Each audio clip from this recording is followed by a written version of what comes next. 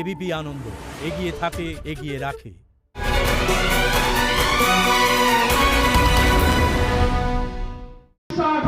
সালে তৃণমূল কংগ্রেস প্রতিষ্ঠা হওয়ার পরে ভারতরত্ন প্রয়াত অটল বিহারী বাজপেয়ী সেদিন যদি লালকৃষ্ণ আদবানি তৃণমূল কংগ্রেসকে আশ্রয় না দিতেন, এই পার্টিটা 2001 সালের আগে উঠে চলে যেত।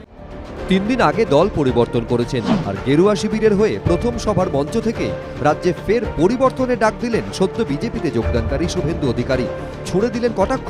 শুভেন্দুর এই মন্তব্যের পাল্টা জবাব দিতে দেরি করেনি তৃণমূলও। পরিবর্তন তো আমরা দেখতেই পেলাম মঞ্চে, কারণ দিলীপ ঘোষ প্রমাণ করে দিলেন যে শুভেন্দু অধিকারী ঠিক দলে আসেননি, এটা নাকি ঘর ওয়াপাসি হয়েছে। বলেছে উনি পুরনো ওদেরই লোক ছিলেন। আগের দিন শুনেছিলাম 2014 সাল থেকে উনি বিজেপির প্রতি ওনার একটা প্রেম তৈরি হয়েছিল, কিন্তু একটা বিরহ বেদনা চলছিল। খুব কষ্ট করে তৃণমূলের এত ক্ষমতা, এত পদগুলো ওনাকে রাখতে হচ্ছিল, সেই বিরহ বেদনা থেকে মুক্তি পেয়ে তিনি বিজেপির প্রতি প্রেমে আকৃষ্ট হয়ে গিয়েছেন। কিন্তু আজকে তো দিলীপ ঘোষ বললেন এটা পরিবর্তন, অর্থাৎ উনি নাকি আগে ওনাদের পরিবারেরই লোক ছিলেন, মাঝখানে কষ্ট করে ক্ষমতা মন্ত্রিত্বগুলো করেছেন, পরে আবার উনি এখন তাদের পরিবারে ফিরে গেছেন। এইটাকেই বোধহয় শুভেন্দু অধিকারী পরিবর্তন বলেছেন। 1995 সালে কাঁথি পুরসভা ভোটে কংগ্রেসের টিকিটে জিতে কাউন্সিলর হন শুভেন্দু। 1997-তে কংগ্রেসের সঙ্গে সম্পর্ক ত্যাগ করেন মমতা বন্দ্যোপাধ্যায়। 98-তে তৈরি করেন তৃণমূল কংগ্রেস। 2001 সালে মুখবেড়িয়া বিধানসভা কেন্দ্রে শুভেন্দুকে প্রার্থী করেন মমতা বন্দ্যোপাধ্যায়। যদিও তৎকালীন মৎস্যমন্ত্রী কিরণময় নন্দের কাছে হেরে যান তিনি। 5 বছর পর আসে সাফল্য। 2006 সালের বিধানসভা ভোটে তৃণমূলের হয়ে দক্ষিণ কাঁথি কেন্দ্র থেকে প্রথমবার জিতে বিধায়ক হন শুভেন্দু অধিকারী।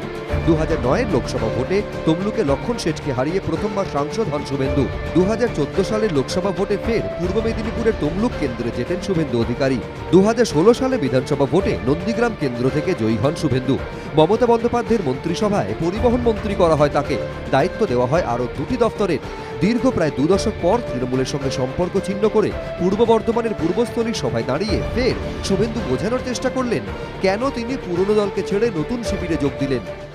বিভিন্ন জায়গায় গত 3 দিন ধরে আমাকে বিশ্বাসঘাতক বলছেন, মির্জাফরের কথা বলছেন। বন্ধু, তাদেরকে আমি প্রশ্ন করতে চাই, আজ যে কংগ্রেস ভেঙে তৃণমূল করেছিলেন, সেই কংগ্রেসের হাত ধরতে হয়েছিল 2011-তে। এই দলটা 1.5 জন নিয়ে চালাচ্ছে, তাই যাদের আত্মসম্মান বোধ আছে তারা কখনো তৃণমূল কংগ্রেস করতে পারে না। শুভেন্দুর আসলে কোনো নীতি টিতি নেই। তৃণমূলে ছিল, ধর্মনিরপেক্ষতায় বিশ্বাস করে না। ও আসলে হিন্দুত্ববাদী একজন লোক, তাই ওকে আর কি বলবো। শুভেন্দু অধিকারী, মির্জাফর, উমিচাঁদ, জগৎ শেখদের মতো ভবিষ্যতে লোক শুভেন্দু অধিকারীর নামও স্মরণ করবে।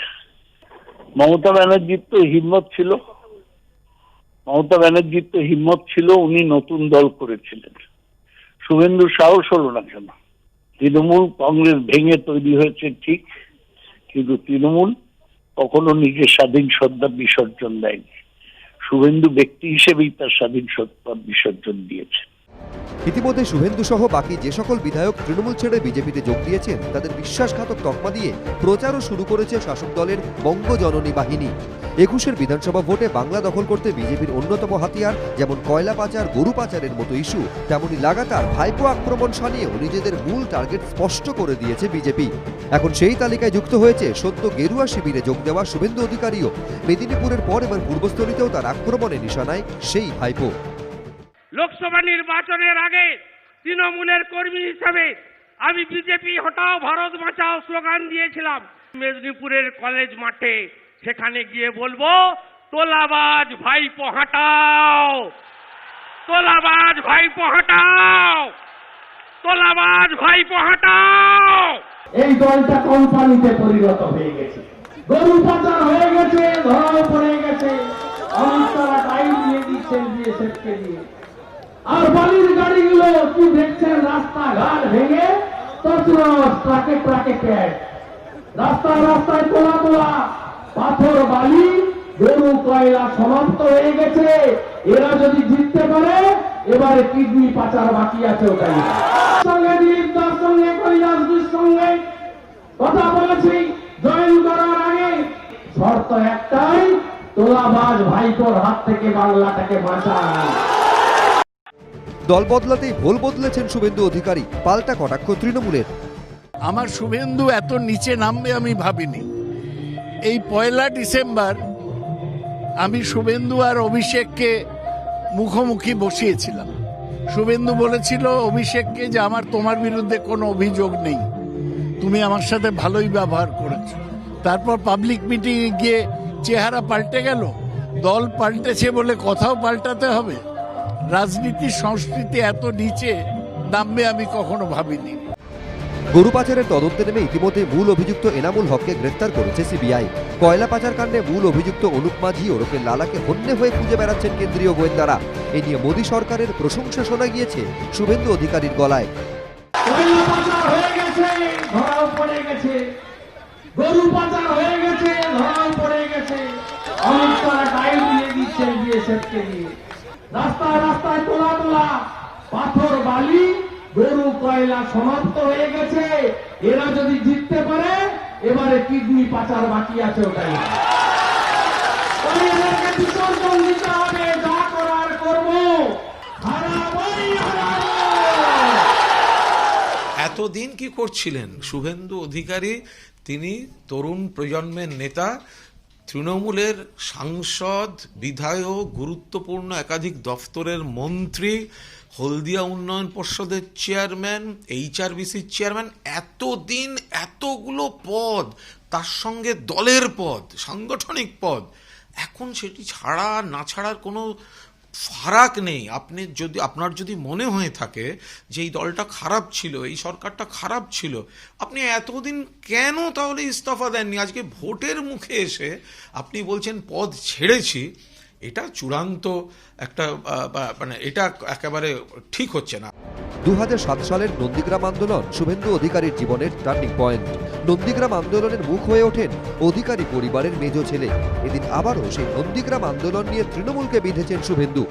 2007 সালে 14 মার্চ নন্দীগ্রামের গণহত্যা, চটিপুরে হারমাদ বাহিনী সেদিন কতগুলো কৃষককে হত্যা করেছিল। সেদিন কিন্তু অন্য রাজনৈতিক দলের লোকেরা আসেনি। অবরুদ্ধ নন্দীগ্রাম 16 মার্চ খেজুরি দিয়ে তৎকালীন বিরোধী দলের নেতা লালকৃষ্ণ আদবানি, প্রয়াত সুষমা স্বরাজ, আজকের ডিফেন্স মিনিস্টার রাজনাথ সিং থেকে শুরু করে সবাই একসঙ্গে সেদিন হেড়িয়া দিয়ে খেজুরি দিয়ে নন্দীগ্রামের সোনাচূড়া প্রবেশ করেছিল। এবং শুনে রাখুন আপনারা, 62 দিন ধরে লোকসভায় রাজ্যসভা অচল করে নন্দীগ্রামের গণহত্যা যদি কেউ আলোচনার জায়গায় দিল্লিতে নিয়ে গিয়ে পৌঁছে দেয়, তার নাম ভারতীয় জনতা পার্টি, এনডিএ। আমরা এটা স্বীকার করতে পারব না। তৃণমূল ছাড়তেই শুভেন্দুকে নন্দীগ্রামে ফের দাঁড়িয়ে ভোটে জেতার চ্যালেঞ্জ ছুড়ে দিয়েছে তৃণমূল। আপনাকে আমি অনুরোধ করছি, ওই বুলেট প্রুফ গাড়ি নিয়ে 30খানা CISF নিয়ে দয়া করে একটু নন্দীগ্রামে আবার দাঁড়াবেন। সিটটা কিন্তু চেঞ্জ যেন করবেন না, নির্বাচনে আমরাও বুঝিয়ে দেব। শুভেন্দু বিজেপির অনেক মুখের মধ্যে একজন মুখ। আমরা লক্ষ্য রাখবো যে ওর সভায় কিরম লোক হয়। শুভেন্দু নন্দীগ্রামে মিটিং না করে পূর্ব বর্ধমানে করছেন কেন, তার জবাব আমার জানা নেই। শুধু ভাইপো হটাও স্লোগান তোলাই নয়, এদিনের ভাষণে বারবার সরাসরি মমতা বন্দ্যোপাধ্যায়কে আক্রমণ করেছেন শুভেন্দু অধিকারী।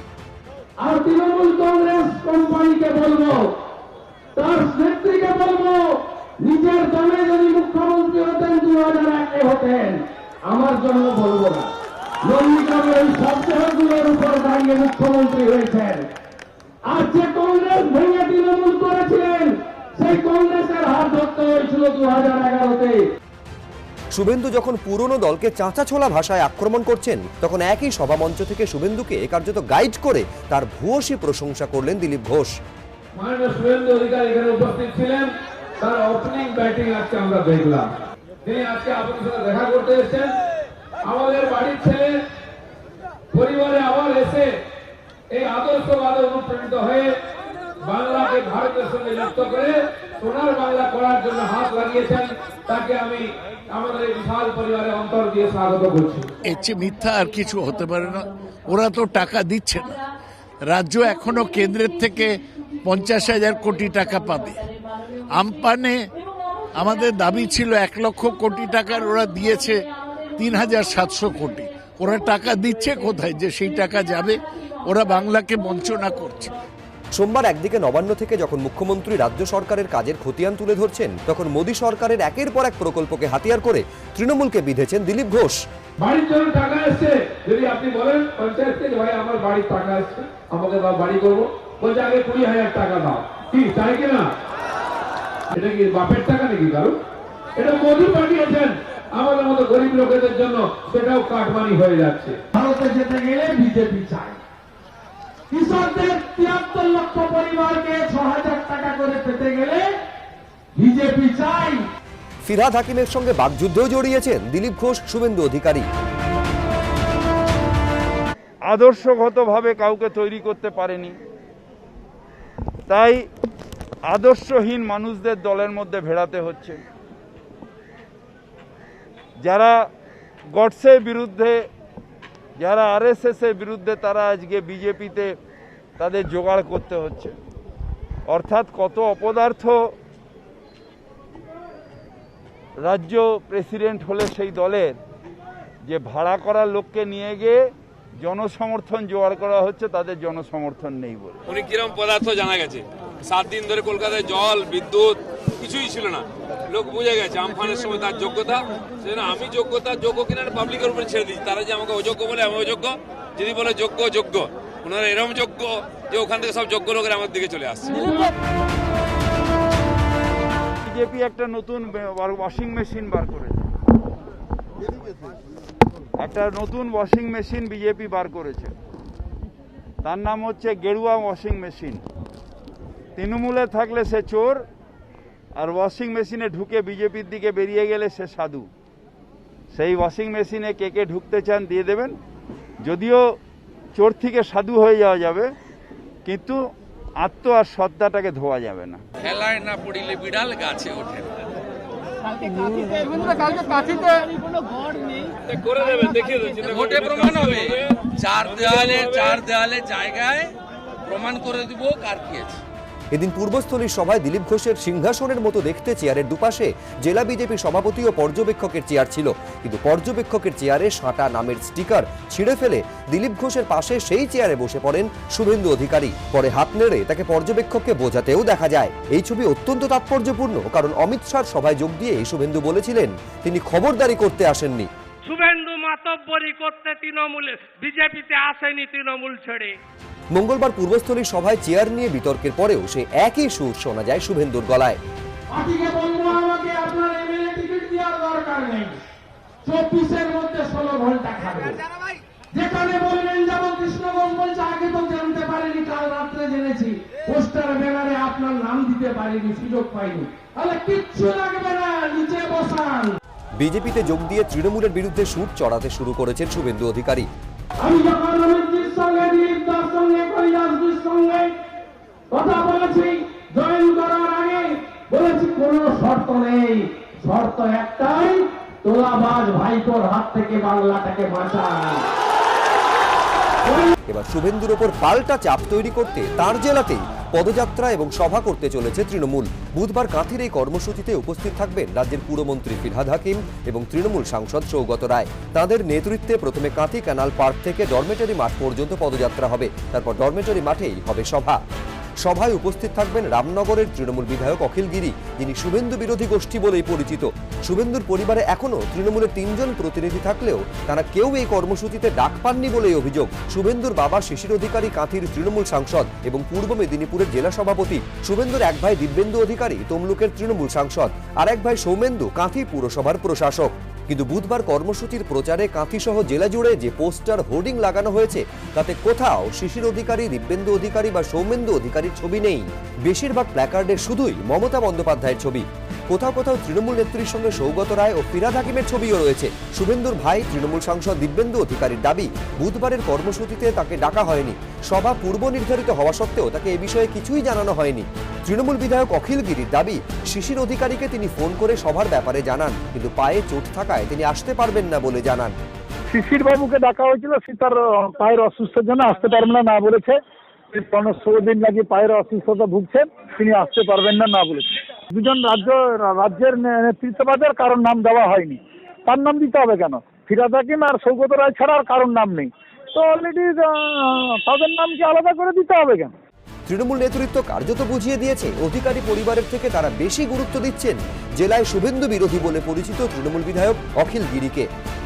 শিশির বাবুর চয়েস, ওটা অখিল গিরি ডেকেছে। অখিল আমাদের পুরনো দিনের কর্মী, শিশিরদার আগে থেকে তৃণমূল কংগ্রেসে ছিলেন, সুতরাং আমরা যাচ্ছি।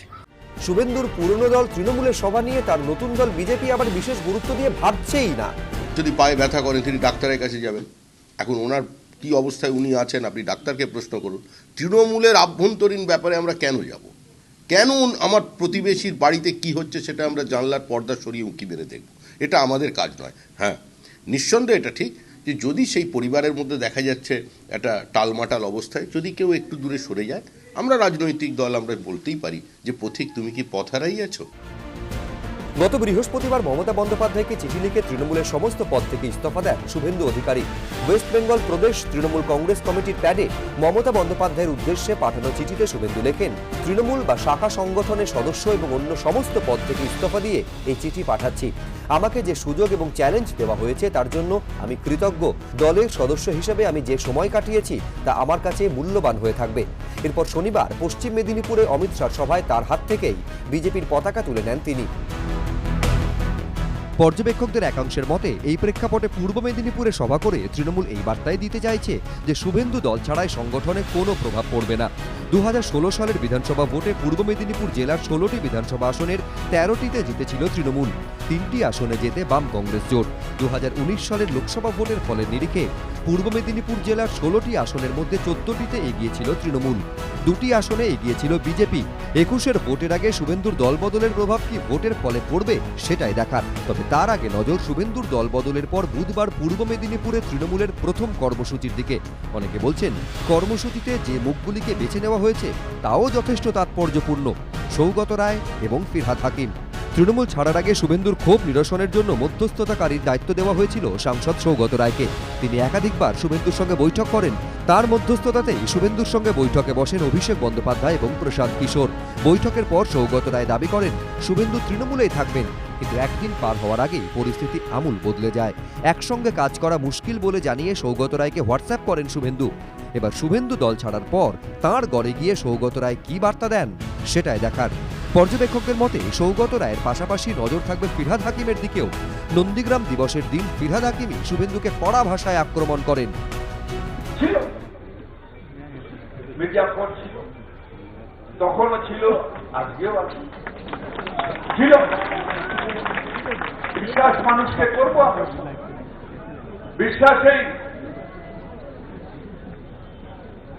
বিশ্বাসের মধ্যে দিয়ে আমাদের বেঁচে থাকবে। ভূমি উচ্ছেদ প্রতিরোধ কমিটির ব্যানারে আয়োজিত নন্দীগ্রাম দিবসের আলাদা সমাবেশ থেকে সেদিন পাল্টা সুর চড়ান শুভেন্দুও।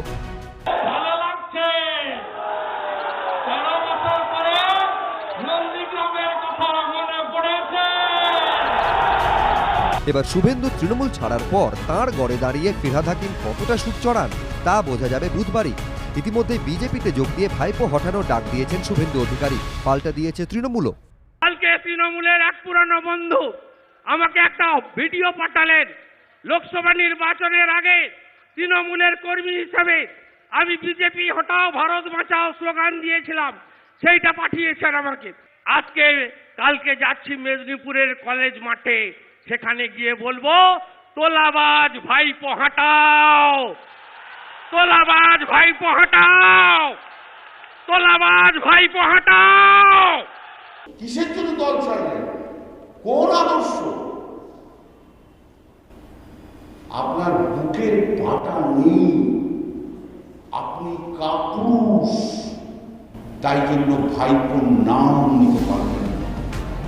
তৃণমূল ছাড়ার আগে থেকে শুভেন্দু বারবার নিজের ক্ষোভের কারণ ঠাড়ে ঠোড়ে বুঝিয়ে দিচ্ছিলেন, নাম না করে পাল্টা জবাব দিয়েছিলেন অভিষেক। প্যারাসুটেও নামিনি, লিফটেও উঠিনি, সিঁড়ি ভাঙতে ভাঙতে ভাঙতে ভাঙতে উঠেছে। আমাকেও সব করে কোনো লাভ হবে না। ছোট লোকদের দিয়ে বাজে কথা বলিয়ে ভাবছে আমি উত্তর দেবো, আমার লেভেলটা হয়নি। কুকুর পায়ে কামড়ালে মানুষ কখনো কুকুরের পায়ে কামড়ায়? তৃণমূল কংগ্রেস যারা করে কেউ রাতারাতি নেতা হয়নি। তৃণমূল কংগ্রেস যারা করে সে কর্মী হোক বা নেতা হোক, কেউ প্যারাশুটে নামেনি, কেউ লিফটে ওঠেনি, কেউ অনেক কিছু বলেন। আমি সাধুবাদ জানাই, গণতান্ত্রিক অধিকার সকলের আছে। লিফটে উঠলে 35টা পদের অধিকারী আমিও হতাম, আর প্যারাশুটে নামলে দক্ষিণ কলকাতায় নির্বাচনে লড়তাম। পর্যবেক্ষকদের মতে দুজনের এই সংঘাত আজকের নয়। 2008 সালে মদন মিত্রর জায়গায় শুভেন্দুকে যুব তৃণমূলের সভাপতি করেন তৃণমূল নেত্রী, কিন্তু 2014 সালে শুভেন্দুকে সরিয়ে সেই জায়গায় বসানো হয় সৌমিত্র খাঁকে। অল্প সময়ের মধ্যেই সেই পদ থেকে সরিয়ে যুব তৃণমূলের মাথায় বসানো হয় অভিষেক বন্দ্যোপাধ্যায়কে। অভিযোগ ওঠে শুধুমাত্র শুভেন্দুকে সরিয়ে অভিষেককে যুব তৃণমূলের মাথায় বসাতেই সাময়িক সময়ের জন্য স্টপগ্যাপ হিসাবে সৌমিত্র খাঁকে বসানো হয়েছিল। রাজনৈতিক মহলে জল্পনা সেই থেকেই শুভেন্দুর সঙ্গে অভিষেকের সংঘাত চরমে ওঠে। যদিও একসময় তৃণমূলের ভবিষ্যৎ হিসেবে এই দুজনের নামই মমতা বন্দ্যোপাধ্যায়ের মুখে এক সারিতে উঠে এসেছিল। আমি 50 বছরের জেনারেশন আগামী দিনের জন্য তৈরি করে দিয়ে যাব। আমার পরে আমার অভিষেক শুভেন্দুরা যারা আছেন তারাও তৈরি করবে, তারা আবার আগামী 50 বছরের জেনারেশন তৈরি করবে। শুভেন্দু অভিষেক দুজনে কখনোই প্রকাশ্যে একে অপরের বিরুদ্ধে কিচ্ছু বলেননি, কিন্তু সময় যত এগিয়েছে ততই দুজনের দ্বন্দ্বের জল্পনা জোরালো হয়েছে। ভবিষ্যতে তৃণমূলে রাশ কার হাতে থাকবে তা নিয়েই সংঘাত বলে গুঞ্জন তীব্র হয়েছে। একসময় শুভেন্দু 5টি জেলার পর্যবেক্ষক ছিলেন, কিন্তু এবছর পর্যবেক্ষক পদটিই তুলে দেন মমতা বন্দ্যোপাধ্যায়। তবে তার বদলে 21 সদস্যের একটি কোঅর্ডিনেশন কমিটি এবং তার উপরে 7 সদস্যের একটি স্টিয়ারিং কমিটি তৈরি করে দেন তিনি, যেখানে অভিষেক বন্দ্যোপাধ্যায়, সুব্রত বক্সি, পার্থ চট্টোপাধ্যায়, ফিরহাদ হাকিম, কল্যাণ বন্দ্যোপাধ্যায় সঙ্গে ছিলেন শুভেন্দু অধিকারীও। কিন্তু তাতে কোনো কাজ হয়নি। শুভেন্দুর সঙ্গে তৃণমূলের বিচ্ছেদ আটকানো যায়নি। অমিত শাহর পা ছুঁয়ে বিজেপিতে যোগ দিয়ে নাম না করে মমতা বন্দ্যোপাধ্যায়কেও নিশানা করেন শুভেন্দু অধিকারী। এখানেই থামেননি শুভেন্দু। কর্মসংস্থান থেকে দুর্নীতি বিভিন্ন ইস্যুতে মমতা বন্দ্যোপাধ্যায়কে নিশানা করেন তিনি। কলকাতা আর দিল্লিতে একই দলের সরকার থাকুক, নইলে বাংলা বাঁচবে না। অর্থনীতি শেষ হয়ে গেছে, বেকারদের চাকরি নেই, 4000 টাকা 2000 টাকার চাকরি, এসএসসির নিয়োগ নেই, টেটের দুর্নীতি। এটা থেকে যদি বেরিয়ে আসতে হয়, যশস্বী প্রধানমন্ত্রী নরেন্দ্র মোদীর হাতে বাংলাকে তুলে দিতেই হবে। আপনাদের মতো তোলাবাজ কে রয়েছে? সব বেশি দিয়েছেন, এয়ার ইন্ডিয়া বেচছেন, কোল ইন্ডিয়া বেচছেন, বিএসএনএল বেচছেন, কৃষক করছেন। আপনারা হচ্ছেন সবচেয়ে বড় corrupted political party, not only in India, শুধু ইন্ডিয়া না, সারা বিশ্বে আপনারা হচ্ছেন। অমিত শাহর হাত ধরে বিজেপিতে যোগদানের সামান্য আগে তৃণমূল কর্মীদের উদ্দেশ্যে খোলা চিঠিতে শুভেন্দু দাবি করেন, 10 বছর কেটে গেছে, কিন্তু 1 দশক আগেও আমাদের ভাই বোনেরা যে সমস্যার সম্মুখীন হতেন আজও তাদের সেই সমস্যারই মুখোমুখি হতে হচ্ছে। একসময় যে দলের জন্য আমরা কাঁধে কাঁধ মিলিয়ে লড়াই করেছি সেই তৃণমূলের গভীরে আজ পচন ধরেছে। মমতা বন্দ্যোপাধ্যায় সরকারের অধীনে 1 কোটি কর্মসংস্থান তৈরি হয়েছে। আপনি তো ট্রান্সপোর্ট মিনিস্টার ছিলেন। মমতা বন্দ্যোপাধ্যায় যে স্কিম করেছিলেন, সেভ লাইফ, সেভ ড্রাইভ, আপনি কি আনসাকসেসফুল? আপনি কি অদক্ষ? পর্যবেক্ষকদের একাংশের মতে এই প্রেক্ষাপটে শুভেন্দুর আক্রমণের জবাব দিতে তাঁর গড় পূর্ব মেদিনীপুরকেই বেছে নিয়েছে তৃণমূল। বুধবার শুভেন্দুকে নিশানা করতে তার পুরনো দল কি অস্ত্র বেছে নেয় সেটাই দেখার। শনিবারই অমিত শাহর হাত ধরে তৃণমূল ছেড়ে বিজেপিতে যোগ দিয়েছেন শুভেন্দু অধিকারী।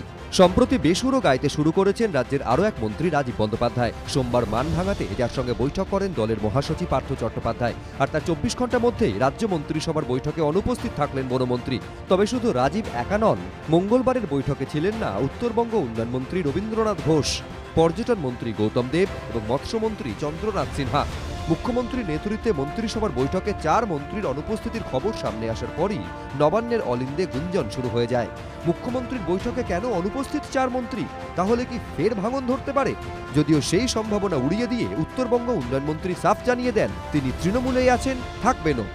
আজকে আমার নাটাবাড়ি বিধানসভা কেন্দ্রের অন্তর্গত 4টি গ্রাম পঞ্চায়েত এলাকায় দুয়ারে সরকার কর্মসূচি পালিত হচ্ছে। সেখানে হাজারে হাজারে কাতারে কাতারে মানুষ এসছে পরিষেবা গ্রহণের জন্য। আমি মাননীয় মুখ্যমন্ত্রী মমতা ব্যানার্জির কাছে আমি SMS করে আমি ছুটি নিয়েছি, তিনি আমার ছুটি অনুমোদন করেছেন। কারণ এই মানুষগুলোর পাশে থাকতে চাই, সাথে থাকতে চাই, এদের পরিষেবা পেতে যাতে কোনো রকম অসুবিধা না হয়, তার জন্যই ছুটিটা নিয়েছি। রবীন্দ্রনাথ ঘোষ মরে গেছে এমন খবর পেলেও বিশ্বাস করবেন কিন্তু রবীন্দ্রনাথ ঘোষ তৃণমূলকে ছেড়েছে, মমতা ব্যানার্জিকে ছেড়েছে, এরকম যদি খবর পান দয়া করে বিশ্বাস করবেন না, আমি হাত জোর করে বলছি। উত্তরবঙ্গ থেকে রাজ্য মন্ত্রিসভার আরও এক সদস্য পর্যটন মন্ত্রী গৌতম দেবকে অনুপস্থিতির কারণ জিজ্ঞাসা করা হলে তিনি জানান, আমার শরীর ভালো নেই, তবুও স্থানীয় স্তরে কিছু রাজনৈতিক কর্মসূচিতে যাচ্ছি, কিন্তু চিকিৎসকদের পরামর্শ মেনে বিমানে উঠছি না, তাই ক্যাবিনেট মিটিংয়ে যাইনি। তাছাড়া এ নিয়ে আমার অনুমতি নেওয়া আছে।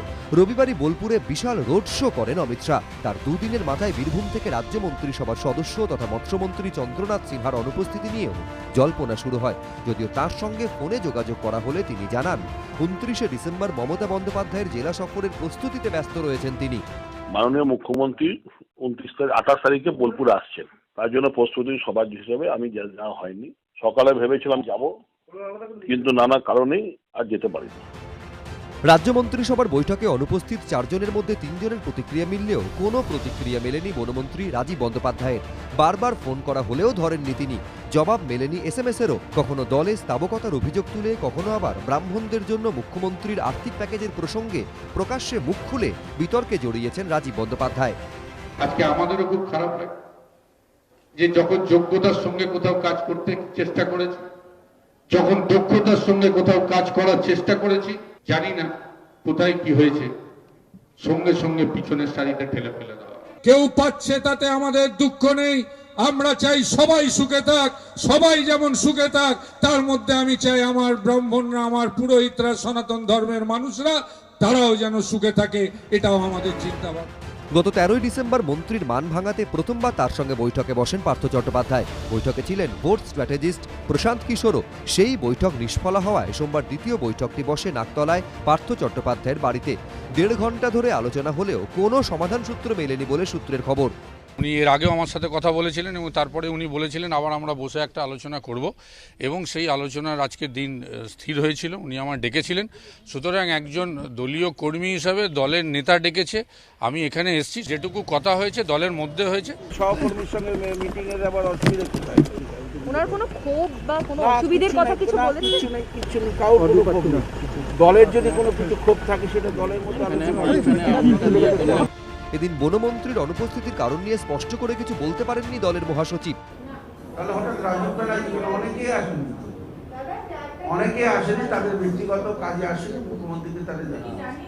এ নিয়ে অবশ্য কটাক্ষ করতে ছাড়েনি বিরোধীরা।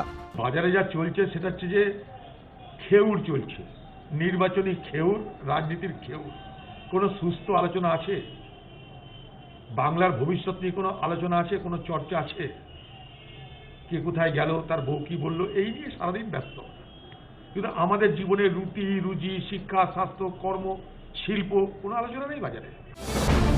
রাজীব বন্দ্যোপাধ্যায় ভবিষ্যতে কি রাজনৈতিক পদক্ষেপ নেন তা নিয়ে যখন জোর জল্পনা, তখন তৃণমূলের বিদ্রোহী নেতাদের বার্তা দিতে ইঙ্গিতপূর্ণ পদক্ষেপ করল বিজেপি।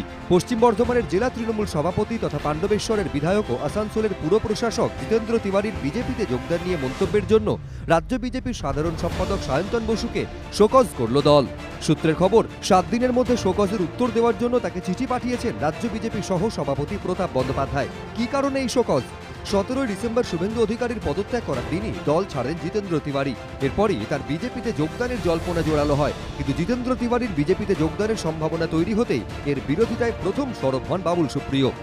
নেত্রী, মাননীয় নেত্রী মমতা ব্যানার্জির অনুপ্রেরণায়, ওনার নির্দেশে আসানসোলের, দুর্গাপুরের যে সমস্ত তৃণমূল নেতারা, তারা এতদিন ধরে এক্সিকিউট করেছেন, এবং আপনারাও জানেন যে জিতেন্দ্র তিওয়ারি তাদের মধ্যে অন্যতম। আমি এনাদের কারোর বিজেপিতে জয়েন করা আসানসোলে আমি মন থেকে মেনে নিতেও পারবো না। জিতেন্দ্রর বিজেপিতে সম্ভাব্য যোগদানের বিষয়ে মুখ খোলেন সায়ন্তন বসুও। জিতেন্দ্র তিওয়ারির ব্যাপারে তো আপত্তি আছে, আমাদের সাংসদেরও আপত্তি আছে। জেলা সভাপতির ওপরও হামলা চালিয়েছে। কেন্দ্রীয় নেতৃত্ব সিদ্ধান্ত নেবেন, যা ফিডব্যাক দেওয়ার জেলা এবং রাজ্য নেতৃত্ব কেন্দ্রীয় নেতৃত্বকে ওনার ব্যাপারে দেবে। এই মন্তব্যের জেরেই এদিন শোকজ করা হয় তাকে। সূত্রের খবর, বিজেপির শীর্ষ নেতৃত্বের বার্তা, বিজেপিতে কাকে নেওয়া হবে আর কাকে নেওয়া হবে না তা নিয়ে চূড়ান্ত সিদ্ধান্ত নেবে কেন্দ্রীয় নেতৃত্ব। তার আগে রাজ্য স্তর থেকে এরকম মন্তব্য করা হলে দলে বিশৃঙ্খলা তৈরি হয়, যা আগামী দিনে বরদাস্ত করা হবে না। শোকজ প্রসঙ্গে সায়ন্তন বসু জানিয়েছেন, তিনি শোকজের চিঠি পেয়েছেন, দ্রুত তার জবাব দেবেন। রাজনৈতিক মহলে প্রশ্ন হলো, সায়ন্তন বসুকে শোকজ করে কি আদতে দিলীপ ঘোষ, বাবুল সুপ্রিয়, অগ্নিমিত্রা পালদেরও কড়া বার্তা দিল বিজেপির শীর্ষ নেতৃত্ব? তাদেরও কি শোকজ করা হতে পারে? আর এ নিয়েই বিজেপিকে কটাক্ষ করেছে তৃণমূল। বহুদিন ধরে বলে আসছি, আপনাদের চ্যানেলও বারবার বলেছি, আদি বিজেপি বনাম তৎকাল বিজেপি এর একটা আন্ডার কারেন্ট চলছে। এর মধ্যে এসে উদয় হয়েছে পরিযায়ী বিজেপি। এই যে ত্রিমুখী লড়াই, এতে তো আজ এর কাল ওর, কোন দুর্গাপুরে চেয়ার ছোঁড়াছুড়ি, সায়ন্তনকে শোকজ, এ তো চলতে থাকবে, এ তো কিছুই হয়নি। বিজেপিতে এইসবের এখন টিজার দেখাচ্ছে বিজেপি, আমরা তাকিয়ে বসে আছি। অত্যন্ত উপভোগ্য দৃশ্য বিজেপির অন্দরমহল থেকে পাবো, এ তো ট্রেলারও শুরু হয়নি এখনো। পঙ্কজদা, তৃণমূল ছাড়তেই ঘোষণাও করেননি যে আমি বিজেপিতে যাচ্ছি। জিতেন্দ্র তিওয়ারি বিজেপিতে আসতে পারেন, এই সম্ভাবনা তৈরি হতে না হতে প্রকাশ্যে একেবারে ফেসবুক পোস্ট করে ক্ষোভ উগরে দিয়েছেন আসানসোলেরই সাংসদ এবং কেন্দ্রীয় মন্ত্রী বাবুল সুপ্রিয়। তারপর অগ্নিমিত্রা পাল, সায়ন্তন বসু, এমনকি স্বয়ং দিলীপ ঘোষ। কেউ প্রশ্ন তুলতে পারেন যে পৃথিবীতে কটা এরম বিষয় আছে যাতে বাবুল সুপ্রিয় এবং দিলীপ ঘোষ একমত হবেন, কিন্তু এক্ষেত্রে তারা সম্পূর্ণ একমত। দিলীপবাবু দ্বিধাহীন কণ্ঠে বাবুল সুপ্রিয়র যে মত, তার কার্যত তার পাশে এসে দাঁড়িয়েছেন। তার সঙ্গে সায়ন্তন বসু, অগ্নিমিত্রা পাল আমরা দেখালামই। আমি বলছি যে কালকেই যে প্রশ্ন আলোচনা করছিলাম যে দলবদলের ব্যাকল্যাশ বিজেপিতে তাহলে শুরু হয়ে গেল, আপনার সময় শুরু এখন। দেখুন, আমি কুণালদার যে পুনর্জন্ম ঘটেছে তার জন্য কুণালদাকে ধন্যবাদ। বিষয়টা হচ্ছে যে ওই যে ল্যাম্পপোস্ট বলছিলেন না, ওটা ল্যাম্পপোস্ট না, ওগুলো আসলে ত্রিফলা। ওর ত্রিটা চলে গেছে, ফলাটা পড়ে আছে, ওটা এখন খোঁচা দিচ্ছে। যে দলের ভেতরে প্রাইভেট লিমিটেডের যেমন কনসেপ্ট, দুজন তিনজন তারাই পুরো বোর্ডটা চালাবে, বাকিরা তাদের গণতন্ত্রের তাদের গলাটা টিপে ধরা হবে, ফলে স্বাভাবিকভাবেই তাদের অন্য দলে যাবার বা গণতন্ত্র পুনঃপ্রতিষ্ঠার যে আন্দোলন বিজেপি পশ্চিমবঙ্গে করছে তাতে সামিল হওয়ার জন্য অনেকে আসছেন। দেখুন, দ্বন্দ্ব এবং বিরোধ থাকতেই পারে, কিন্তু একটা মতাদর্শগত যে বিষয় সেটাকে অস্বীকার করার কারণ নেই, এবং কারণ নেই বলেই যে তার সঙ্গে কোনো কম্প্রোমাইজ করা হবে বিজেপি কোথাও বলেনি। সুতরাং যারা আসছেন তাদের এই মতাদর্শ মেনেই আসতে হবে এবং তাকে গ্রহণ করতে হবে। যদি না করতে পারেন তাকে ছিটকে যেতে হবে। মতাদর্শ এরকম গ্রহণ করে, মানে আমি বলছি কয়েক ঘন্টার মধ্যে বা কয়েকদিনের মধ্যে পাল্টানো বা গ্রহণ করা বা ত্যাগ করা যায় সম্ভব, সেটা সর্বভারতীয় স্তরেই গ্রহণ করা হবে। সাধারণ কর্মী তার বক্তব্য রাখতেই পারেন, অন্য স্তরের নেতারা তার বক্তব্য রাখতেই পারেন, কিন্তু কেন্দ্রীয় নেতৃত্ব আলটিমেটলি সিদ্ধান্ত নেবেন যে তারা কি করবেন, এবং সেটাই অনুশাসন, সেটাই মেনে চলতে হবে। বিরোধ তো থাকতেই হবে, যে এটা তো হয় না যে সবাই আমরা, তাহলে তো আর মানে মতাদর্শের যে বিষয়টা আলোচনার মধ্যে দিয়ে যে উঠে আসা সেটা কখনোই হবে না। সুতরাং সেই অর্থে আপনি আলাদা করে আমি কারোর নাম বলবো না, যা কিছু হবে আলোচনার মধ্যে দিয়ে একটা সুস্পষ্ট নীতি এবং গণতন্ত্র পুনঃপ্রতিষ্ঠার যে আন্দোলন পশ্চিমবঙ্গে ঘটছে, পরিবর্তনের যে পরিবর্তন, সেই পরিবর্তনে কজন সামিল সেটাই আজকের বড় লড়াই। অন্য কোনো কিছু আজকে লড়াই নয়, সেটা গণতন্ত্র তৃণমূলের ভেতরে যেমন মানে স্তব্ধ হয়ে গেছে, পশ্চিমবাংলার মাটিতে স্তব্ধ হয়ে গেছে, তার বিরুদ্ধেই সংঘবদ্ধ একটা প্রতিরোধ, এবং তাকেই মানুষ গ্রহণ করছে। এদিকে বিধানসভা ভোটের আগে ফের বাংলায় আসছেন অমিত শাহ। 12ই জানুয়ারি স্বামী বিবেকানন্দর জন্মবার্ষিকীর দিন কলকাতায় আসবেন কেন্দ্রীয় স্বরাষ্ট্রমন্ত্রী। 13 ও 14 তারিখও এ রাজ্যে থাকবেন তিনি। সূত্রের খবর, 12ই জানুয়ারি কলকাতার সিমলা স্ট্রিটে স্বামীজির জন্মবার্ষিকী উপলক্ষে অনুষ্ঠানের আয়োজন করবে বিজেপি। সেখানে উপস্থিত থাকার কথা অমিত শাহ। 3 দিনের সফরের মধ্যে হাওড়ায় জনসভা করতে পারেন তিনি। তৃণমূল ছেড়ে ইতিমধ্যে বিজেপিতে যোগ দিয়েছেন শুভেন্দু অধিকারী। তার সঙ্গে দলবদল করেছেন শাসক দলের 7 বিধায়ক, একজন সাংসদ এবং একজন প্রাক্তন সাংসদ। অমিত শাহর আগামী বঙ্গ সফরে কি তৃণমূল ছেড়ে আবারও কোনো হেভিওয়েট নেতামন্ত্রী বিজেপিতে যোগ দিতে পারে? হাওড়ার কোনো হেভিওয়েট তৃণমূল নেতা কি অমিত শাহর সভায় গেরুয়া শিবিরে যোগ দিতে পারেন? সেই জল্পনাও তুঙ্গে। কে যাবে না যাবে তো আমরা জানি না। আমরা তৃণমূলের সমস্ত লোককে দলে রাখার চেষ্টা করছি, যদি কেউ যাবেন। এই যে প্রত্যেকটা দিলীপ ঘোষ সভাপতি যাচ্ছেন মিটিং করতে, ওদিকে মুকুল রায়, স্বপনদা যে যেখানে যাচ্ছেন জনপ্লাবন দেখছেন। এত মানুষ কোথা থেকে আসছে? কারণ মানুষ তৃণমূল কংগ্রেস থেকে সরে গেছে, নিচুর তলায় সরে গেছে। অন্যদিকে প্রধানমন্ত্রী দপ্তর সূত্রে খবর, বিধানসভা ভোটের আগে ফেব্রুয়ারির প্রথম সপ্তাহে রাজ্যে আসতে পারেন নরেন্দ্র মোদীও। এদিকে অমিত শাহর ফের বাংলায় আসার কর্মসূচি স্থির হয়ে গেলেও তার পুরনো সফরে তৃণমূল সরকারকে করা আক্রমণ নিয়ে তরজা এখনো চলছে। 1960 में बंगाल भारत के सबसे अमीर राज्यों के में शुमार हुआ करता था, 1 नंबर या 2 नंबर या 3 नंबर। आज वो बहुत नीचे गिरता हुआ दिखाई पड़ता है। দেশের হোম মিনিস্টার, প্রাইম মিনিস্টার যখন কথা বলে, তখন জেনে নিয়ে বলা উচিত। বাংলাকে খুব দুঃস্বপ্নের নগরীর মতো দেখিয়ে গেছে। বাংলা মানে একটা খারাপ রাজ্য, বাংলা মানে কোনো উন্নয়ন হয়নি, বাংলা মানে কোনো কাজ নেই। কোথায় ছিলেন 34 বছর মানে 11 বছর আগে? একবার এসেছেন বাংলায়, দেখেছেন চেহারাটা কি ছিল? আর আজকে সারা বাংলা ঝকঝক চকচক করছে, দেখেও বুঝি ঈর্ষা কাতর হয়ে এইসব কথাগুলো বলছেন। উন্নয়ন থেকে আইন শৃঙ্খলা, স্বজন পোষণ থেকে দুর্নীতি, রবিবার বঙ্গ সফরের শেষ দিনে তৃণমূল সরকারকে চাঁচা ছোলা ভাষায় আক্রমণ করেন অমিত শাহ। মঙ্গলে তার জবাব দিলেন মমতা বন্দ্যোপাধ্যায়। রাজ্যে হাই ভোল্টেজ বিধানসভা ভোটের আর মাস 5 বাকি, তার আগে কোমর বেঁধে নেমে পড়েছে তৃণমূল ও বিজেপি। এই প্রেক্ষাপটে রবিবার তৃণমূল সরকারের বিরুদ্ধে একের পর এক অভিযোগ তুলে আক্রমণ শানান কেন্দ্রীয় স্বরাষ্ট্রমন্ত্রী। সম্প্রতি রাজ্যের আইন শৃঙ্খলা ইস্যুতে রাজ্য সরকারের বিরুদ্ধে সরব হয়েছে বিজেপি। তবে রবিবার অমিত শাহকে সবচেয়ে বেশি আক্রমণ করতে শোনা যায় রাজ্যের অর্থনীতি নিয়ে। जब देश आज़ाद हुआ, इंडस्ट्रियल प्रोडक्शन में बंगाल का योगदान 30% था। आज जो गिरते गिरते 3.5% रह गया है। जीडीपी, जीएसडीपी इंडियाते कत 4.18%, बांग्लाय कत 7.26%, जीबीए ग्रॉस वैल्यू एडेड इंडियाते कत 3.89%, बांग्लाय कत 7.39%, इंडस्ट्री सेक्टर इंडियाते कत 0.92 और बांग्लाय कत 5.79%। उनी बोलेছেন industrial production Bengal is in 28th place. আমরা বলছি চ্যালেঞ্জ হয়ে যাক কে ঠিক কে ভুল। State holds the 4th rank in India. রবিবার একদিকে রাজ্যের নেওয়া ঋণ এবং অন্যদিকে রাজ্যে আসা প্রত্যক্ষ বিদেশি বিনিয়োগের পরিমাণের তথ্য তুলে ধরে মমতা বন্দ্যোপাধ্যায়কে আক্রমণ করেন অমিত শাহ। प्रत्यक्ष विदेशी निवेश में बंगाल की हिस्सेदारी 2011 में भी 1% ही थी। इसमें कम से कम कटौती नहीं हुई है, नीचे नहीं गया क्योंकि नीचे जगह ही नहीं है।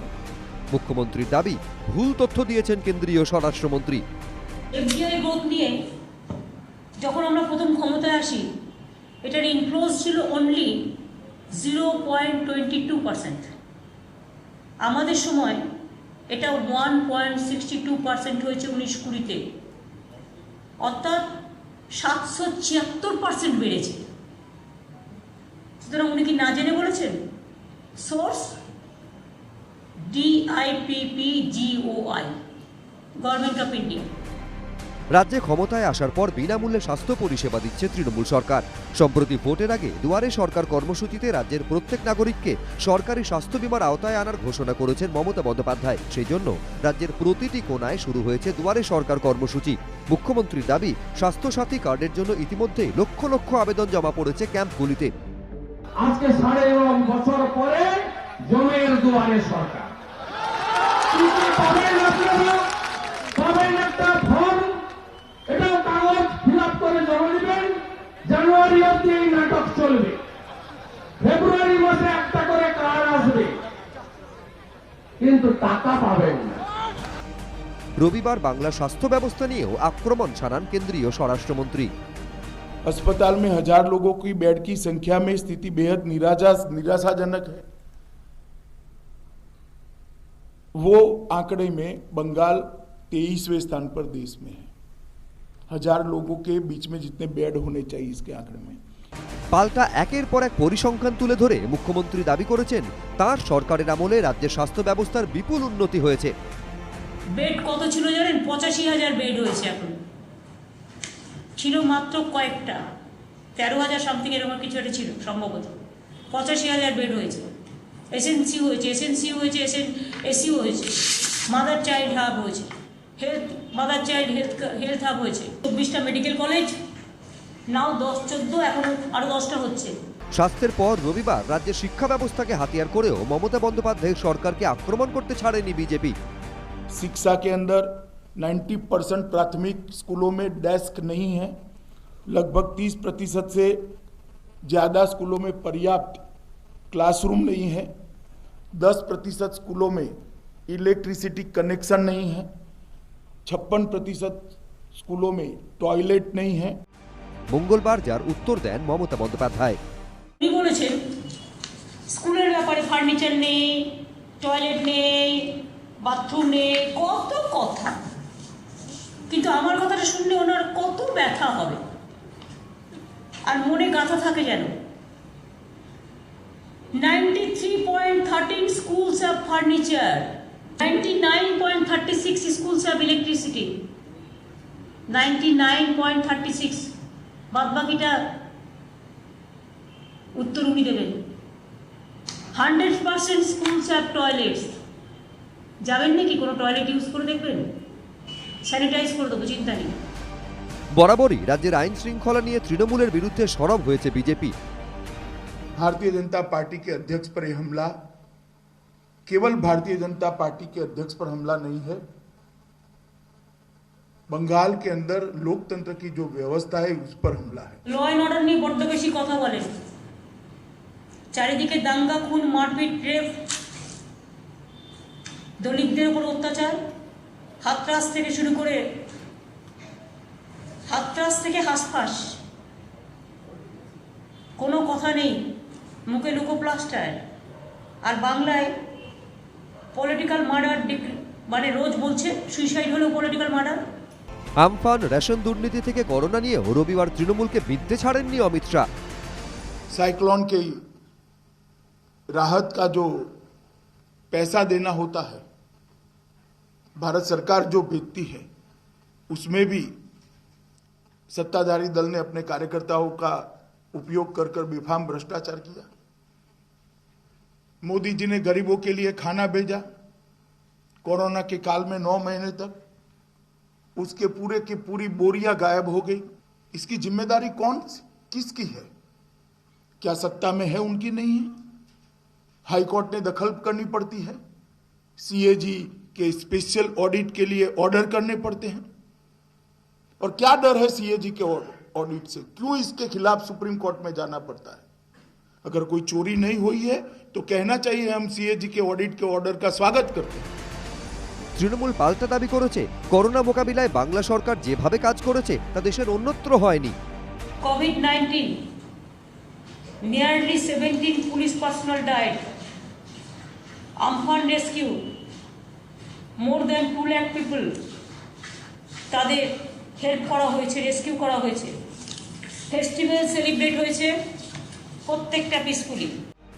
রবিবারের সাংবাদিক বৈঠক থেকে তৃণমূল সরকারের বিরুদ্ধে একাধিক অভিযোগ তুলে মমতা বন্দ্যোপাধ্যায়ের জবাব দাবি করেছিলেন অমিত শাহ। सारी चीजों का जवाब मैं मानता हूं तृणमूल कांग्रेस ने बंगाल की जनता को देना चाहिए। এদিন এক এক করে উত্তর দেওয়ার পর কটাক্ষ ফিরিয়ে দিয়েছেন তৃণমূল নেত্রী। সব উত্তর কিন্তু দিয়ে দিয়েছি, এর জন্য আমাকে কিন্তু অমিত শাহকে খাওয়াতে হবে। আমি গুজরাটি খাবার খেতে চাই, ধোকলা। আর আরেকটা আছে কি যেন বলে ওটাকে, দিনেশ দা মাঝে মাঝে আমায় খাওয়ায়, আমাকে ধোকলা খাওয়াতে হবে ভালো করে। আর একটা আমি খুব ভালোবাসি, বাট নামটা আমার এখনই মনে পড়ছে না। ভোটের আগে দুপক্ষের বাকযুদ্ধ যখন চরমে, তখন অমিত শাহর পাল্টা রোড শো নিয়েও উত্তেজনার পারদ ক্রমশ চড়ছে বীরভূমের লালমাটিতে। রবিবার সাংবাদিকদের মুখোমুখি হওয়ার আগে বোলপুর চৌরাস্তা থেকে ডাকবাংলো মোড় পর্যন্ত রোড শো করেন অমিত শাহ। সেখানে মানুষের ভিড় দেখে উচ্ছ্বসিত হয়ে পড়েন। जीवन में नहीं देखा, बंगाल की जनता तय कर बैठी है, दीदी चुनाव के मैदान में आ जाओ, इस बार बारी कमल की। এবার সেখানে 29শে ডিসেম্বর পাল্টা রোড শো করবেন মমতা বন্দ্যোপাধ্যায়। শাসক দলের দাবি, প্রায় 2.5 লক্ষ মানুষের সমাগম হবে মমতা বন্দ্যোপাধ্যায়ের মিছিলে। অমিত শাহ, অমিত বাবু না অমিত ভাই কে এবারে এসেছিল না, ও মিটিং করলো পাণ্ডবেশ্বর, রানীগঞ্জ, বাঁকুড়া, পুরুলিয়া, মুর্শিদাবাদ, ঝাড়খণ্ড। আমার খালি 4টে sub division, 2টো Bolpur sub division, 4টে block, 2.5 লক্ষ লোক করব। আমি চ্যালেঞ্জ করছি বিজেপিকে, অমিত শাহকে বলছি, বীরভূম জেলায় 3টে সাব ডিভিশন, 3টে সাব ডিভিশনে একটাই করুক 11টায়, মমতা ব্যানার্জি একটা 11টায় করবে।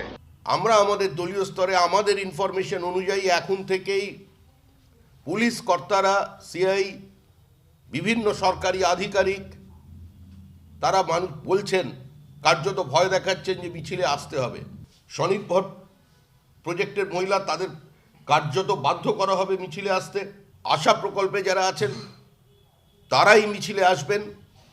বিভিন্নভাবে সরকার চাপ সৃষ্টি করে একটা মিছিল করে বোঝাতে চাইবেন যে মানুষ তৃণমূল কংগ্রেসের সঙ্গে এখনো আছে, মানুষ এই সরকারের সঙ্গে এখনো আছে। বাকযুদ্ধে উত্তপ্ত রাজ্য রাজনীতিতে দলের ভাঙনের থেকে বেশি সাড়া ফেলেছে সংসারের ভাঙন। সোমবার দিনভর আলোচনার কেন্দ্রবিন্দুতে ছিল বিজেপি সাংসদ সৌমিত্র খা এবং তার স্ত্রী সুজাতা মণ্ডল খাঁর আবেগ মাখা বাকযুদ্ধ। মঙ্গলবার সেই টানাপোড়েনে নতুন মাত্রা যোগ করল সুজাতার মুখে ফিল্মি সংলাপ। আমি কখনোই চাই না যে কোনো স্বামী স্ত্রীর সম্পর্ক কোনো রাজনীতির কারণে ভেঙে যাক, সেটা কি আমার কি অন্য কারো। আমি জানি না সৌমিত্রকে এই অসৎ বুদ্ধি, এই বদ বুদ্ধি বিজেপির কোন স্তরের নেতারা বা বিজেপির কারা দিচ্ছে, কিন্তু আমি একটাই কথা বলতে চাই যে এক চুটকি সিন্দুর কা কিমত তুম ক্যা জানোগে বিজেপি। কোনো মন্তব্য নেই, কারণ আমি একজন পলিটিক্যাল লিডার এবং যা আইনের মতো চলব। সোমবার তৃণমূলে যোগ দিয়ে মঙ্গলবার রাজ্য পুলিশের নিরাপত্তাও পেয়েছেন সুজাতা। সোমবার পরস্পরের ব্যাপারে মুখ খুলতে গিয়ে বারবার চোখের জল মুছছিলেন সৌমিত্র খা এবং সুজাতা মণ্ডল খা।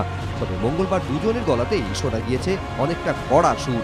সুজাতা মণ্ডল খা সোমবার তৃণমূলে যোগ দেওয়ার পরই বিজেপি সাংসদ সৌমিত্র খা জানান তিনি স্ত্রীকে বিবাহ বিচ্ছেদের নোটিশ পাঠাবেন। সুজাতা, তোমায় আজ ডিভোর্স নোটিশ আমি পাঠাচ্ছি, তুমি ডিভোর্স নোটিশে সাইন করে দিও। আজকের থেকে তোমায় অনুরোধ করে বলছি সুজাতা মণ্ডলটা লেখো, খা পদবিটা লিখবেন না। সেই নোটিশে সুজাতার বিরুদ্ধে একাধিক অভিযোগ তুলেছেন সৌমিত্র। বিষ্ণুপুরের বিজেপি সাংসদের তরফে পাঠানো নোটিশে অভিযোগ করা হয়েছে সুজাতা রাগী এবং ঝগড়ুটে। তিনি বারবার সৌমিত্রকে পরিবারের থেকে আলাদা থাকার জন্য চাপ দিতেন। এ নিয়ে সৌমিত্র খা ও তার পরিবারের সদস্যদের সঙ্গে সুজাতার বাকবিতণ্ডা লেগেই থাকতো বলেও অভিযোগ করা হয়েছে নোটিশে। সুর চড়িয়ে পাল্টা জবাব দিয়েছেন সুজাতাও।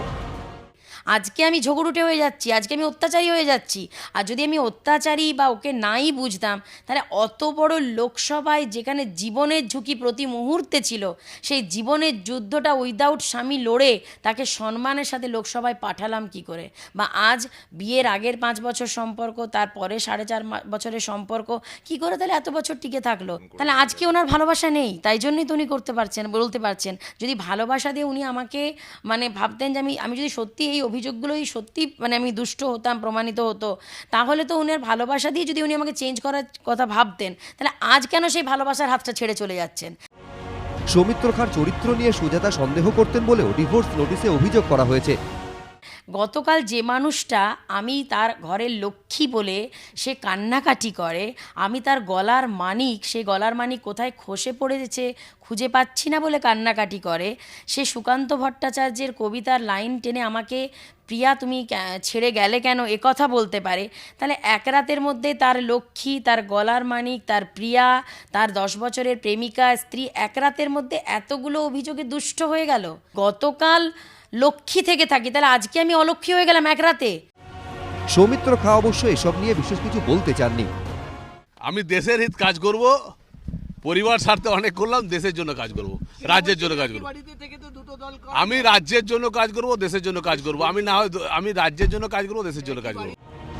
তৃণমূল ছাড়ার পর শুভেন্দু অধিকারীকে জেড ক্যাটেগরি নিরাপত্তা দিয়েছিল কেন্দ্রীয় স্বরাষ্ট্র মন্ত্রক। তৃণমূলে যোগ দেওয়ার পর সুজাতাকে রাজ্য পুলিশের নিরাপত্তা দেওয়া হয়েছে। তার সঙ্গে সর্বক্ষণ 3 জন রক্ষী থাকবেন। 2 জনের হাতে থাকবে 9mm পিস্তল, 1 জনের হাতে AK-47। বর্জরায় সুজাতার বাড়িতেও সর্বক্ষণ মোতায়েন থাকবেন 1 জন এসআই এবং 3 জন কনস্টেবল। দলত্যাগ করার পর আমি খুব নিরাপত্তাহীনতায় ভুগছিলাম, তো আমার দল আমার সেই নিরাপত্তাহীনতা বুঝেছে এবং আমাকে নিরাপত্তা দিয়েছে, সুরক্ষিত করেছে। দলের প্রতি এই জন্য আমি কৃতজ্ঞ।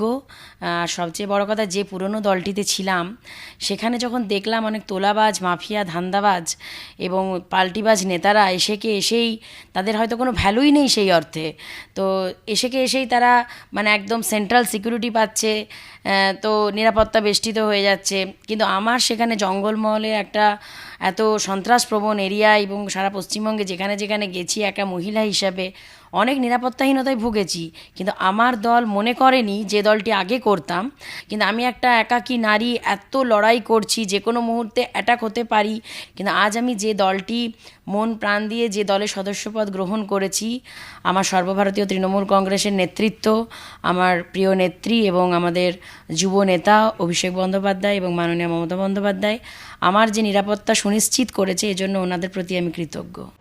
সূত্রে দাবি, সোমবার তৃণমূলে যোগদানের পরই রাত 8:30 নাগাদ ক্যামাক স্ট্রিটের অফিসে অভিষেক বন্দ্যোপাধ্যায়ের সঙ্গে বৈঠক করেন সুজাতা। দেখুন, অভিষেক বন্দ্যোপাধ্যায় আমার মানে প্রণম্য লিডার এবং একজন আমাদের সর্বভারতীয় নেতৃত্বের মধ্যে উনি একজন। তো ওনার সাথে আমার যে ব্যক্তিগত স্তরের মিটিং হয়েছে সেটা সম্পূর্ণ একটা দলীয় ব্যাপার এবং একটা প্রাইভেট মিটিং।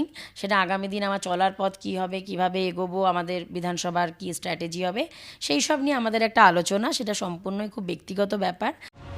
এদিন সৌমিত্র খাঁ সুজাতাকে ডিভোর্স নোটিশ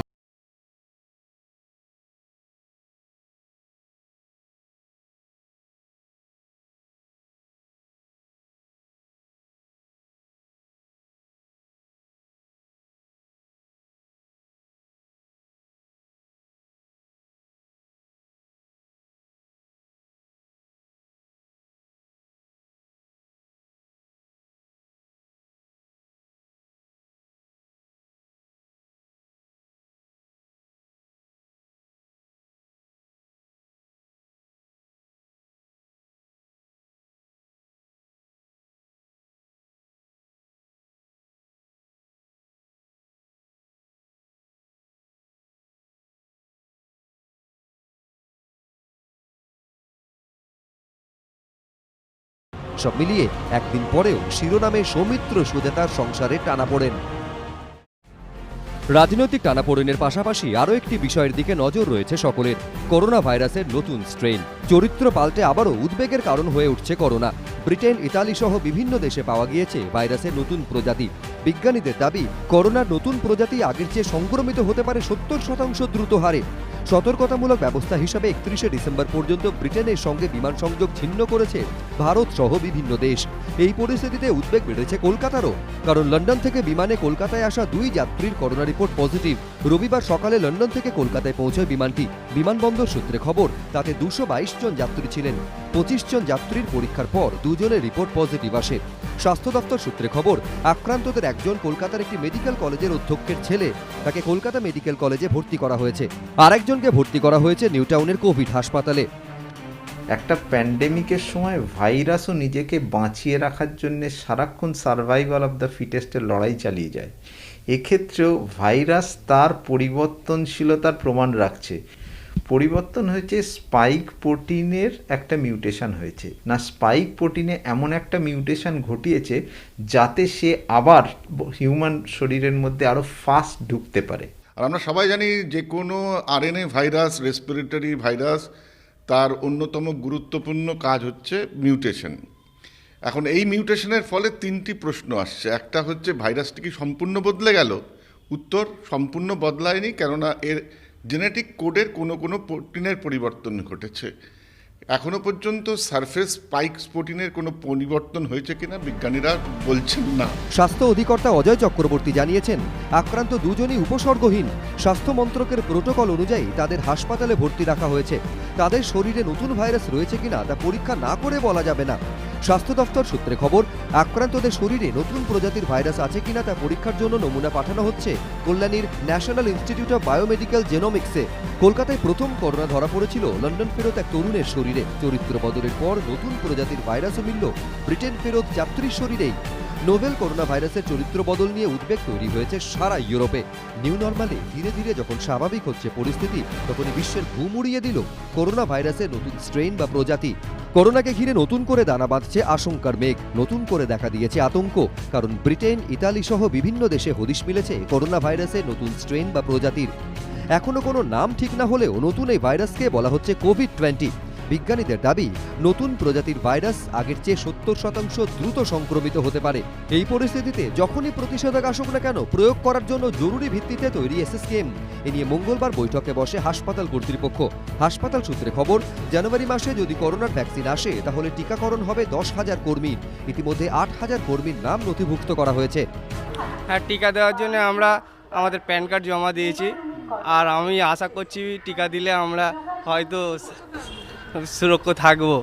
মানুষের পরিষেবা দেওয়ার জন্য আমরা জান লাগিয়ে দিয়েছি, এবং কি টিকার যদি আমাদের দেওয়ানো হয় তাহলে আমাদের খুব ভালো হয়। একটা আমরা করোনা পরিস্থিতিতে খুব মনে ভয়ের মধ্যে আছি, যদি আমাদের টিকাটা দেওয়া হয় তো আমাদের আর মনে ভয় থাকবে না। টিকা দিলে টিকা নেব আমি। কেন? আমার বাঁচার আমি বাঁচবো, তারপরে তো লোককে বাঁচাবো। এই কাজে যাতে কোনো রকম কারচুপি না হয় তার জন্য সচিত্র পরিচয়পত্রের মাধ্যমে টিকাকরণের সিদ্ধান্ত নেওয়া হয়েছে বলে জানিয়েছে হাসপাতাল কর্তৃপক্ষ। টিকাকরণ বলতে আমরা আমাদের নিজেদের সমস্ত ব্যাপারটা দেখছি যে যখন ভ্যাকসিন আসবে তাতে যেন সঠিকভাবে সমস্ত লোককে দেওয়া যায়। আমাদের যত স্টাফ আছে অর্থাৎ আমরা স্বাস্থ্যকর্মীদের যেন ঠিকভাবে দিতে পারি, এটা নিয়ে আলোচনা করেছি। এই মুহূর্তে আমাদের তালিকা করা হয়েছে 8,000-এর মতো, কিন্তু কিছু লোক তো আবার সে তালিকার পরে নতুন এসেছে, তাদের নামগুলো ইনক্লুড হয়ে যাবে। কিন্তু যেভাবে চরিত্র বদলাচ্ছে করোনা, সেখানে এইসব ভ্যাকসিন কতটা কার্যকরী হবে প্রশ্ন উঠছে বিভিন্ন মহলে। মানুষ এবং ভাইরাসের ইন্টারাকশনের ডেথ কীরকম হবে সেটা আমরা জানি না, সেটা ভবিষ্যৎ বলবে, এটা অবজার্ভ করেই বোঝা যাবে। এত তাড়াতাড়ি সেটা কিন্তু বলা সম্ভব নয়।